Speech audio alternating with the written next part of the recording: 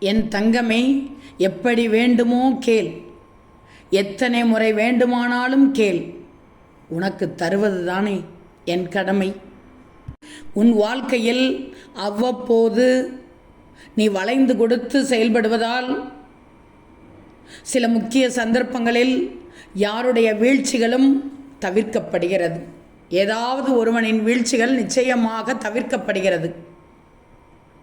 என் தங்கமே, நீ எப்போதும் மரங்களைப் போலவே நிமிர்ந்தே இருப்பது, வெட்டப்படும் மரங்களைப் போலவே மனிதர்களுக்கு ஆபத்து இருந்தாலும் விஷமில்லாத பாம்பாக இருந்தாலும் சீறுவது அவசியம்.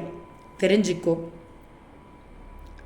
பல நேரங்களில் இன்பத்தை விட துன்பமே மனிதனுக்கு சிறந்த ஆசானாக அமைகிறது. உனக்கும் அப்படித்தான். அதுக்காக சோகம் மட்டுமே வாழ்க்கை கிடையாது. சுகமாகவே எந்நாளும் வாழ்ந்துவிடவும் முடியாது. இதைத்தான் நான் உனக்கு அடிக்கடி சொல்கிறேன். சீரும் இடத்தில் சீரிக்கோ, பதுங்கும் இடத்தில் பதுங்கிக்கோ, அமைதியாக இருக்க வேண்டிய இடத்தில் அமைதியாக இருந்துக்கோ, சிரிக்க வேண்டிய இடத்தில் சிரிச்சிக்கோ. கோபப்படும் இடத்தில் கூட நீ கோபப்படணும். அந்த இடத்தில் கோபம் வேண்டும் என்று தெரிந்தால் கோபப்படு, இல்லாவிடில் விட்டுவிடு.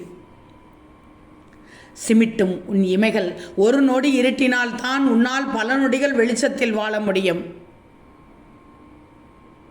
தங்கமே, அதாவது கடவுளின் கருவுரை என மகிழ்வதுமில்லை, மனிதனின் கல்லறை என அழுவதுமில்லை மலர்கள்.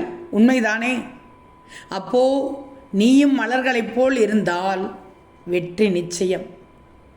செல்வமே, நீ எந்த தவறும் பண்ணவில்லை. அப்படியே நீ செய்த தவறுகள் இருந்தாலும் அதை மன்னித்து எல்லோருக்கும் எல்லா நன்மைகளும் கிடைக்க இந்த சாயி அருள் தருவேன். கவலைகளை மறந்துவிடு. நல்ல நாளாக உனக்கு உதயமாகி உள்ளது. கவலையின்றி நிம்மதியாக எழுந்துவிடு. விடிந்த இந்த காலை பொழுது உனக்கு நன்மை பயக்கும்.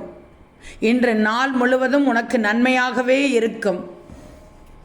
ஓம் சாய்ராம்.